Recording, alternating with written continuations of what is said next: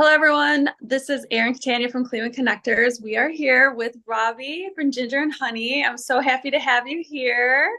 I've been following you for a little while, and so I'm finally excited to have you tell me a little bit about like your story, where you're from. The thing about Cleveland is like there's all these business owners, and not all of us know each other yet. So this is a great way for us to kind of get out in front of the public and really get to see and talk to everybody. So tell me a little bit about, where I first, like, where are you located? I mean, I'm online, but I haven't yet been to your store. I need to come in soon. So tell us a little bit about that and really just a background of how you got started.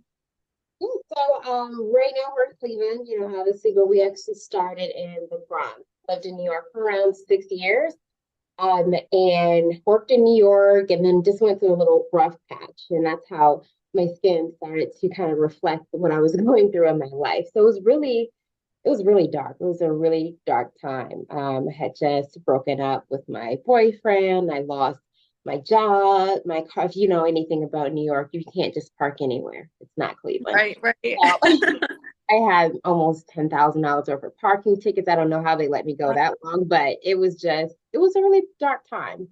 And one day I was on the train. I was coming back actually from the city from an interview, and I stopped in Harlem at a little African store. I don't even know how I probably got lost. That might be Easy why to do I, in New York. Yep. yeah, ended up in Harlem and not the Bronx. But it was a really nice African market there, and they had, all organic shea butters, coconut oil. So I just, Yes, yes.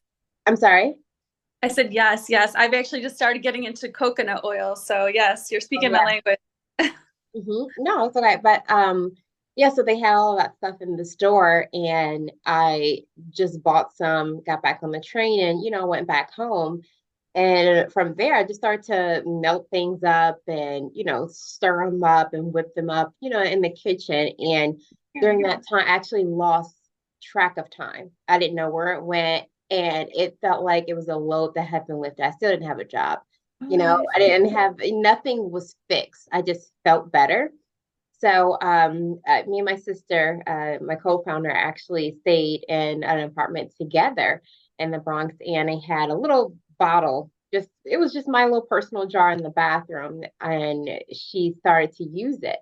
And she said, "You know what? You actually have something here." She said, "I love this." She said, "My skin is so dry. I'm starting to flake really bad. It's the winter time, and this is the only thing that's working. I've tried Vaseline, I've tried this, I've tried that, and this is the only thing that will keep me hydrated all day." And she just made an important note that we're not the only people with this problem. A lot of people suffer from eczema and other skin conditions. So from there, it was just I continued to make the product, and every year we would do for her birthday, which is actually tomorrow. oh Um, wow. every year, our cousins and family would come visit us in New York, and we would just have girls' night, girls' weekend. So we would Yeah. go out and hang out, go to the city, and it would be maybe 15, 20 of us just crammed into that apartment, and everybody the community jar. And from there, they're like, well, can you make me some? Can you make that? I'm like, no, this is something I do to keep the stress off. This is, no, it's just for You're me. like my stress. Yeah. Yeah, it was a hobby. And that's why I say, people ask, how did you get started? I think about it, I was like, it's really where pain and passion kind of met. Going through a lot of pain, and I needed something. I pray and everything, and go to church, but it was just I just needed an outlet, and that's where Ginger and Honey actually came from. So from there, moved around a couple times. I had my beautiful daughter Ali, and then came back home to Cleveland because I'm here, and I'm from here, and here we are today talking to How long you. have you been back in Cleveland now for? Since so around 2.5 years, maybe. Oh wow. Yeah, so COVID time frame, right? Yes, yeah, it was like right. It was during, but after COVID, the process of moving back. So Wow. Yes. So your products there, are they all natural? yes, so our all of our products have a 100% natural base. We try to use the same consistent bases like the butters. For the face washes, all of our bases are pretty much natural and organic. And for like our facial products, for our most popular ones, we use like a honey base. but we're more so drifting towards florals, botanicals, just because honey is great for the skin. We do support the bees. And by using honey, even though you're trying to do it as ethnically responsible as you can, it's still taking away from the population of bees. So we're drifting more towards other products. And we still have our original collection. It's called the Melted Honey Collection. It's about 5 or 6 products that have like more so of a honey base. Nice, nice. Are you actually making where are you actually making this product? I'm assuming no longer in your obviously your little apartment, but are you doing it in your home base still? Are you in the store? Like I know you're located in Cleveland, but tell me a little bit about that. I actually still make it at home. Yeah, I'm Awesome. still I'm still at home making the product. I'm starting to outgrow the space. But the good thing about it is that I'm in a family home. We've had this home for around 3 generations. So it's enough space for me and my daughter, and then my sister's moving back soon. So it's enough space for us. So I'm able to kind of make use of like the space in the attic, as far as for storage, I can, Oh yeah. There's a lot of big businesses. What Steve Jobs started out of a garage. So yeah, I no, it's know. top start of it. And it's smart because you're not having all this overhead and Right. you're able work through the work orders you have right there. And as things grow, you can, expand your business and all that good stuff. So no, that's amazing. So I'm assuming then mostly everything's online. How do people sample your products? Yeah, so they can actually go to City Goods. In the hangars, it's right Yes, on. and that's originally I saw you. Yep, yep. I saw That's your where you saw it. yep. Okay, yeah, yeah, you can get it there. We're in May, Cleveland, on Coventry. You can also get it online.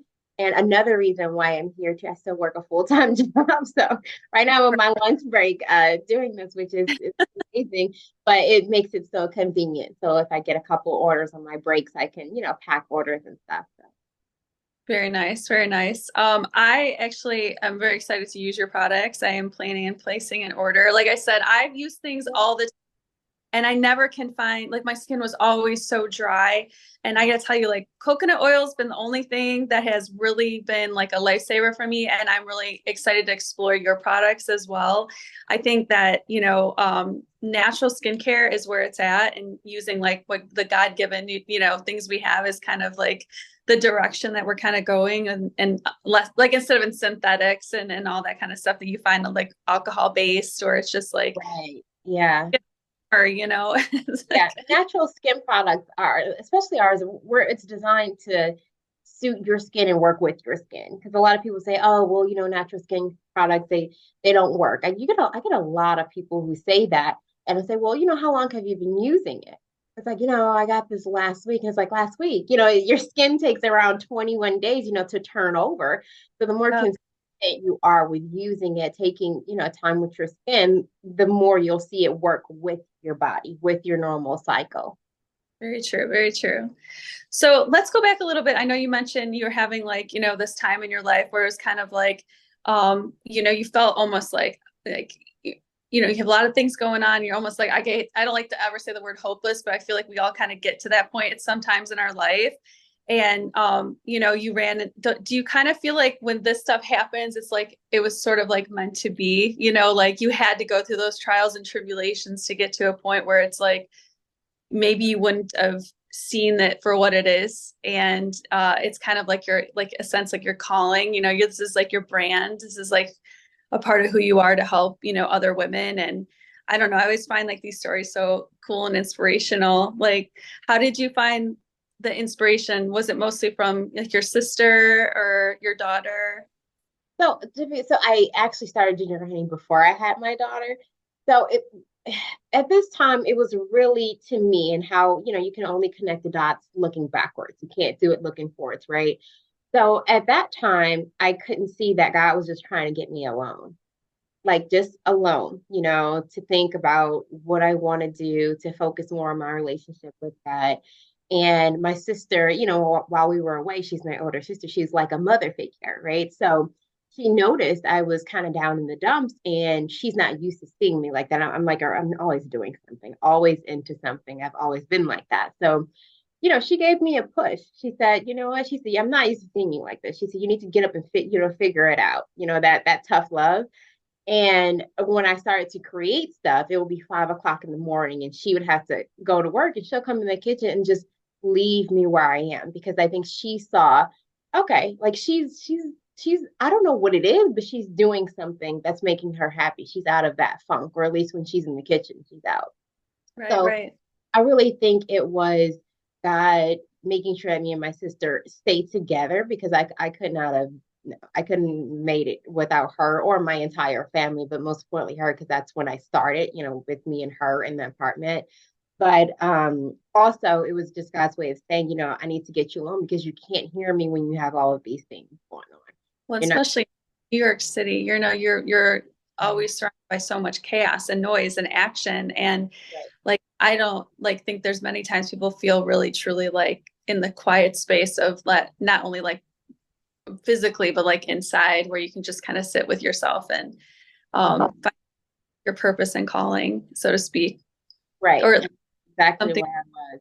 It get you was to a direction. Yeah, yeah, I agree. really cool. So how have you been, acclimating? I mean, working full time and starting a business, I've done it many times. Right. And what keeps you inspired and how have you been building up your clientele? Like what have you been doing for that? So really what keeps me inspired is my daughter because she's watching everything that I do. And then two, it's like as I take this journey, I'm still figuring it out. Because, a lot of people say, well, where do you know, what's your vision for your company, this and the third? And it's like, I'm still figuring it out. I'm still figuring out my journey. And I want to take my customers on a journey of their own. So that's really the core in what I want to do with Ginger and Honey. And my sister agreed as well. It's like she's on her journey, I'm on my journey. And although our journeys are different, they have some of the same foundational. So you have to know what you want and who you are and where you're going. At least have an idea. It doesn't have to be mapped out. So that's the direction that we're going. And as far as clientele, I love pop-up shops. I do. I like to talk to, a lot of I call them the honeys, right? Our Oh, no. customers. So I like to talk to them, and to ask, because a lot of people they don't know what they need for their skin. They truly don't know. It's like, well, I'm having this issue, this, that, and the third. And my first question is like, well, what do you normally do? Oh, I use this, that, and the third. Well, how is it working? Oh, it's not working that much. Well, what do you do for work? I get into details because 9 times out of 10, it could be stress. It's not necessarily 100% the product, but it could be stress. But if you are using a product with other toxic chemicals or harsh chemicals on your skin, or you're not using it the right way, so they work hand in hand. You can't do one without the other. And that's what people don't really realize. We do have magic potions, right? Our thing here is kind of like a magic potion, but I want to get into the lives of a lot of my customers and a lot of the clients that I deal with on a day-to-day basis and asking those key questions kind of just really gives me an overall idea of where they're at and how I can be of service. That's amazing. I think that's the biggest thing that I got from that too is just like you had a vision, but you actually did it. There's a lot of people who sit on their potential and you haven't figured it out and you're still figuring it out, but you're still taking the actions to get to where you want to go. And that's like more than half the battle that most people don't do.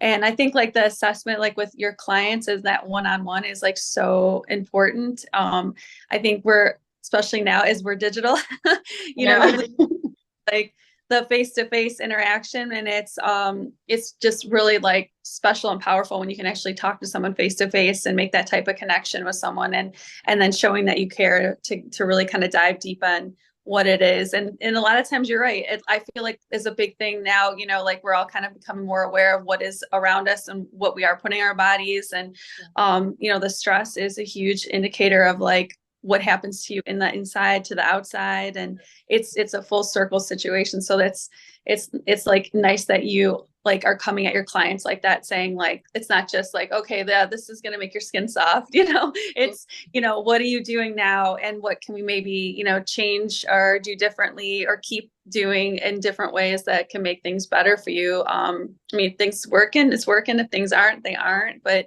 Right. assessing that is really important and everything. What are you looking for like in a community for finding like other business owners? Like what would be valuable for you to like connect with other business owners? And have you been doing anything with that? Is that something you're interested to do? And have you ever kind of collaborated with other people in Cleveland yet? Well, not necessarily a collaboration, but more so we're picking each other's brains, or we're just getting to know each other to build a relationship. So another brand that's in City Goods, which is where my store is Promises to Care. She's really great, and we talk from time to time. We're both completely busy. She just recently, had a child, so I try to connect with her, as well as Herbal City girl. Her name is Sydney, and we talk. She mentors me because she has a bigger following. She's been doing it consistently longer, Yeah, and her business is growing enormously. So she has a lot of knowledge just to, kind of feed, my way. And then sometimes she'll ask some questions, of me. Not sure if I can give a whole bunch of, advice, but we both try to just bounce ideas off each other. So I do. I look up to both of them and all of the brands, in Cleveland. I shop at a lot of other skincare brands, which is a funny thing. I really do. I like some of the body oils, the lotions, a lot of other things. So I would say not necessarily collaboration, but I do want to get to know other businesses, other brands, and just connect, like I'm doing right now with you. It's just talk, just have a chat, girl time or something. I think it's so important. I feel like, it's wild because, there's so many people out there and we don't really get to see them. And this is why it's so special to have you like here to talk to me and more people can know who you are and find you, virtually, Right. do you ever do any pop-ups yourself, like planned out at City Goods, or do you have anything on your calendar for the year? So coming soon. I do have a lot of pop-up shops that other people are doing, but we have some things that we're trying to work some of the kinks out, in regards to us doing certain things. So those details will be coming really soon. But yes, I am scheduled for a few pop-ups, throughout the year, and then of course the holidays. And by that time we'll have, my sidekick, my sister, Yeah. back to Cleveland. So you can see both of us. So I'm really excited about that. And for the rest of Yeah, or I'm looking forward to meeting her too. Absolutely. I think you had mentioned that before. So that'll be exciting as well. We'll definitely send me links. We'll repost them. And we want to definitely stay tuned with you because I think that, you're going to be the next Steve Jobs of skincare. Yes, So, please speak. I don't put that on my vision board, by the way. yes, it's like, you said it earlier, it's consistency and it's really just putting yourself out there, being consistent with it and you keep doing it and good things are more to come to you. So yeah. No, it is so nice talking to you. I really appreciate Robbie. I know we had some technical difficulties in the beginning, but we made it. Right. Thank you for having me. I really, really appreciate